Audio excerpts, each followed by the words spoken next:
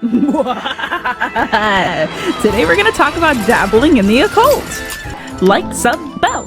Hello, this is Puddle. Welcome back. Disclaimer, I am not a part of any specific titled faith groups. My spiritual beliefs are my own, and, y'all are entitled to yours. I'm not going to get into the details about exactly what I believe, but I am instead going to talk about my interest timeline for my occultish hobbies. I'm not calling them scary necessarily, but, 'tis the season. It's October. I needed a video theme. When I was 10, I had a small birthday party sleepover with 3 of my classmates. One friend got me a Hasbro brand $20 a Ouija board. Before even completely unwrapping it, it was taken away. So the folks who raised me were, I won't get into it too much, but they were very religious. Satanic panic religious. We didn't go to church, but we followed a sort of at-home cherry-picking practice. I'd memorized a fair share of books from the Bible and parroted beliefs that I didn't fully understand. My friend at the time had some choice words about the matter, but having it taken away was not enough to stop us. She ripped out a piece of notebook paper and scrawled a makeshift Ouija board across the page. We used a clear iPod Nano case as the planchette. I don't remember actually making contact with any ghosts, but I do remember looking at the DIY in front of me and thinking, this is just a piece of paper. Before my brain caught up and demystified the Hasbro product, the box my aunt just took away was just a piece of cardboard. Hasbro wouldn't sell an actual ghost demon summoning kit.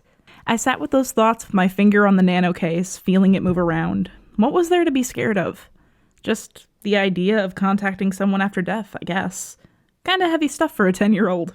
Again, I don't remember any paranormal discoveries, but the activity itself was fun. Everyone huddled around, asking questions about the names of crushes, and one girl trying to connect with her cat who passed away. Nowadays, I feel torn about the concept of an Ouija board. I might not even be saying it right. Ouija board? A Ouija? I'm gonna keep saying Ouija, I'm sorry. I personally realized, though, young as I was, that I don't like the idea of bothering the deceased. I didn't know yet if I believed in ghosts, demons, or spirits in another realm, but I felt internally that it was kind of invasive or disrespectful. I wondered, what if ghosts could only make contact once after dying? Would they really want to blow their one chance at some random kid's slumber party? To this day, I still choose not to work with the dead because I don't want to be rude. There are folk who do work with the dead, props to ya, but it's not for me. When I was 13, that same friend recommended a book that she was reading about the Fae. It wasn't at our school library, so she had to lend me a copy that she was getting from the local library. I didn't know exactly how I felt about the Fae. I honestly felt better not believing in them because the idea of little tricksters always watching and just fleeting out of view was too scary for me. But the book itself, no, I don't remember the title sadly, covered more than just the Fae and fairy circles. It covered archangels and even had instructions on crafting your own wards for protection in your home. And I dabbled in what I could as young as I was, trying to keep it all a secret from my folks while I learned from whatever books I could find online. By the time that I was in high school, I knew what sigils were, and they're basically breakdowns of wishes or intent until the shapes of the letters themselves form a simple symbol. And when my parents would inevitably dig through my laundry pockets, they didn't know what some random scribbles on a scrap of paper meant. I don't use sigils on paper scraps today, but I have a soft spot for the simple, magical ways that we can comfort ourselves. We'll get back to the vid in just a second. I want to say a quick thanks to all the stars in my Patreon constellation. And if you're new, hi, binge my content. I also have a free mailing list I pack with updates, goodies, and throwbacks to my secret projects. Okay, back to the video. By the time I was 20 and very active online in a lot of circles, I had the chance to follow tons of people who identified as witches and practiced their own craft. Some were religious, many were not, and I realized a lot of the polarization that I'd seen about actual witchcraft was heavily rooted in scaremongering. And while I'd seen discourse about specific appropriative rituals, the open communities were chill and eager to demystify things. I started studying correspondence lists and adapting them into lists of my own, and before I knew it, I had a digital grimoire of research notes. I picked up a lot of special interest hobbies over the years through this, and many of which are not actually connected to witchcraft. Spell candles stood out to me though, and once I'd moved out, I started implementing sigils, herbs, and color-coded wax for spells. Tea candles were great for this, and I have quite a supply of them always readily available. I was a kid who spaced out a lot, and by the time that I'd started doing candle spells, I realized how relaxing it was to just set up a spell and watch the flame. And I would have included this activity in my stuff to do to relax video had I thought about it, but I didn't. Oops.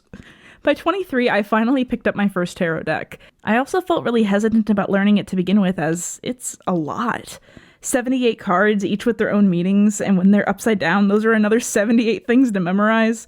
And when you put cards alongside one another, their meanings lean on each other, and that creates a unique message every time. That's a lot of practice, not to mention Oracle decks, which are custom decks with a completely different set of cards and meanings to standard tarot, and you could do readings combining decks, so it's a balance of memorization, quick connecting the dots, and improv work for presentation to do a reading. Everyone who reads tarot has their own way of doing so, like an art style, and you develop your own over time with practice.